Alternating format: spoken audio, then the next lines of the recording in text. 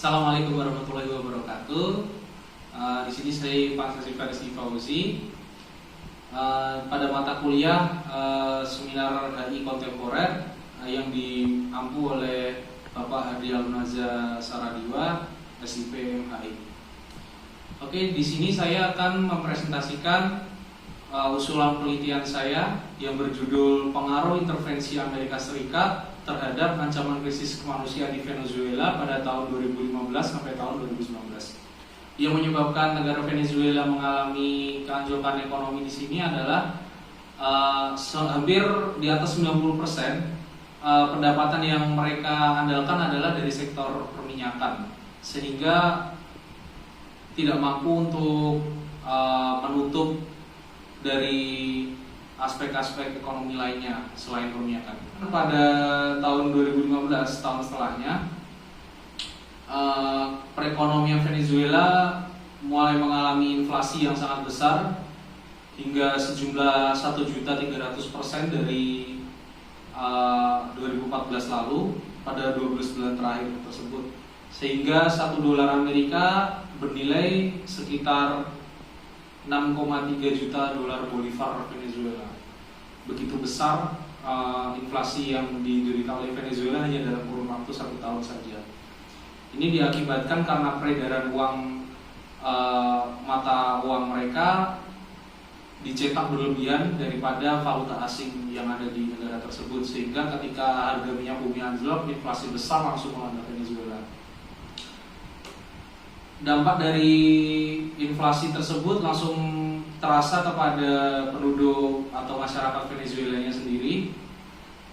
Pada waktu itu barang-barang kebutuhan pokok susah untuk dicari, dan juga bahkan pada beberapa titik di Venezuela maupun sebagian besar wilayah di negara Venezuela mengalami pemadaman listrik, sehingga kesehatan dari masing-masing penduduk pun juga terancam karena di rumah sakit mengalami pemadaman listrik pada waktu itu, sehingga alat-alat medik tidak berfungsi dan juga aktivitas di negara tersebut mengalami kelumpuhan karena pemadaman listrik. Semakin terpuruknya krisis kemanusiaan ini diakibatkan oleh, mungkin bisa saja Presiden Maduro yang sebagai pemimpin Venezuela terpilih pada waktu itu disalahkan menjadi biang keladi dari permasalahan atau awal mula krisis kemanusiaan ini, karena tidak mampu menangani sektor-sektor ekonomi lain seperti selain perminyakan yang pada waktu itu. Pada 23 Januari 2019, Juan Guaido keluar dari penjara pada waktu itu dan langsung memproklamirkan dirinya sebagai presiden sementara Venezuela akibat ketidakstabilan yang ada di negara tersebut, dan dia tergerak untuk menjadi presiden sementara, memproklamirkan diri, dan langsung mendapat dukungan penuh dari Amerika Serikat dan para sekutunya. Di sini intervensi Amerika Serikat itu dimulai ketika Venezuela sedang dilanda krisis ekonomi yang berbuntut pada krisis kemanusiaan tersebut. Amerika datang bukan sebagai pihak yang menolong, namun justru memperburuk keadaan, karena di sini Amerika Serikat sangat mendukung oposisi, namun cara yang mereka lakukan lebih kepada mengancam pemerintahan Maduro, di mana mereka melakukan boikot terhadap segala investment Venezuela yang berada di Amerika, termasuk kilang minyak dan lain-lain. Itu merupakan sebagai pemutusan hubungan diplomatik juga terhadap Venezuela pada waktu itu. Hal ini merupakan faktor yang memperburuk keadaan krisis kemanusiaan di sana. Lalu untuk identifikasi masalahnya, saya mengambil ada 3 identifikasi masalah di sini.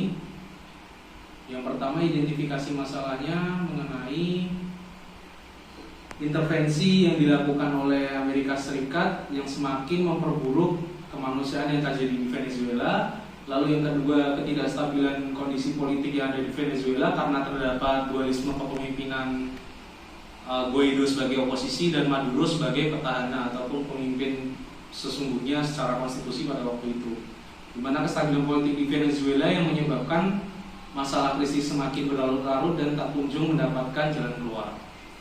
Lalu yang ketiga, di sini PBB juga belum dapat efektif dalam ikut urusan campur tangan di permasalahan kasus Venezuela ini. Akibat blokade yang dilakukan Maduro terhadap bantuan-bantuan yang dilakukan PBB dan juga Amerika Serikat atau pihak oposisi. Fokus permasalahan dalam penelitian ini adalah untuk mengamati dan menganalisis pengaruh intervensi yang dilakukan oleh Amerika Serikat terhadap Venezuela daripada krisis kemanusiaannya tersebut pada waktu 2015 hingga 2019. Sehingga melalui data yang dihimpun oleh peneliti di sini akan diolah dan juga dianalisis nantinya dengan menggunakan konsep dan teori yang cocok dan relate dengan permasalahan yang dibahas nanti. Lalu rumusan masalah untuk usulan penelitian ini adalah mengapa intervensi yang dilakukan oleh Amerika Serikat dapat berpengaruh terhadap ancaman krisis kemanusiaan di Venezuela pada kurun waktu 2015 hingga 2019. Tujuan penelitian pada usulan ini adalah untuk mengetahui upaya Amerika Serikat untuk terus mengintervensi Venezuela melalui hegemoninya dalam mencoba untuk menggulingkan pemerintahan Nicolas Maduro. Namun intervensi Amerika Serikat tersebut berpengaruh terhadap krisis kemanusiaan di Venezuela dalam kurun waktu 2015 hingga 2019. Definisi konsep di sini saya menggunakan definisi konsepnya intervensi, krisis kemanusiaan dan juga hegemoni. Lalu dalam bab 2 ini teori dan konsepnya saya menggunakan teori hegemoni Gramsci, di mana Antonio Gramsci di sini memetakan bahwa teori hegemoni ini sangat, biarpun dia merupakan turunan dari Marxisme, namun di sini dekat sekali dengan kaum realis, pemikiran kaum realis di sini.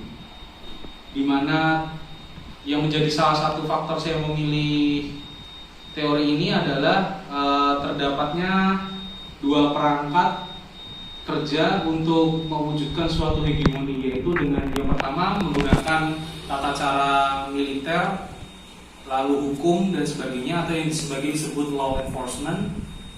Lalu yang kedua merupakan perangkat kerja yang berhubungan dengan propaganda atau penggunaan media massa untuk memanipulasi informasi dan juga mengajak atau memberikan pengaruh terhadap ajakan untuk melawan Venezuela di sini.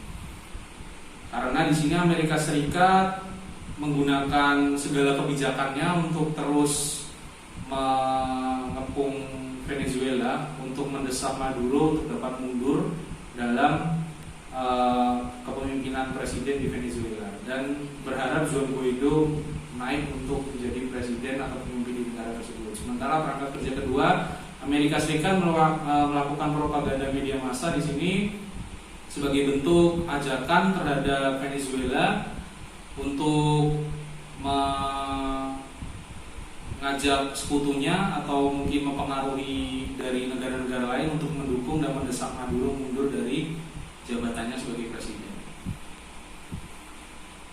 Untuk lalu masuk pada bab 3, pada metode penelitiannya. Di sini nanti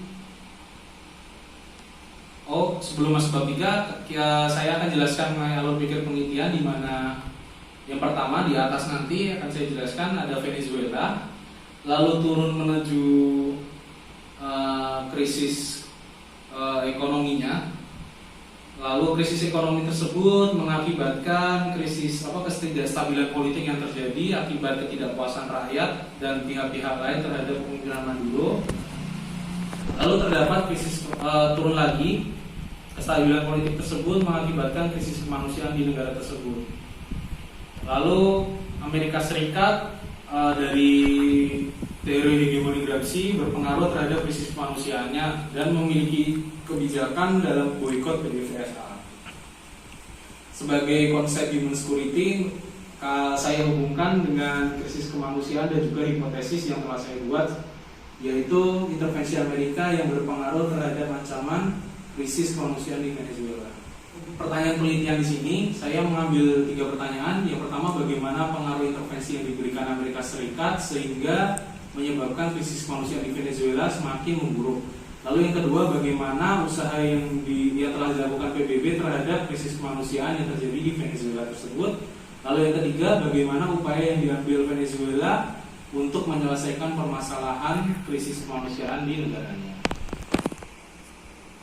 Lalu kita masuk dalam bab 3, metode penelitian. Di sini jenis penelitian yang saya gunakan adalah dengan pendekatan penelitian kualitatif dengan menggunakan metode eksplanatif di sini. Di sini saya menggunakan eksplanatif karena terdapat 2 variabel, yaitu Amerika Serikat intervensinya yang berpengaruh terhadap ancaman krisis kemanusiaan di Venezuela. Di sini teknik pengumpulan datanya saya menggunakan triangulasi data, di mana pengumpulan data disesuaikan dengan data-data yang rasional dan valid dari sumber-sumber yang terpercaya.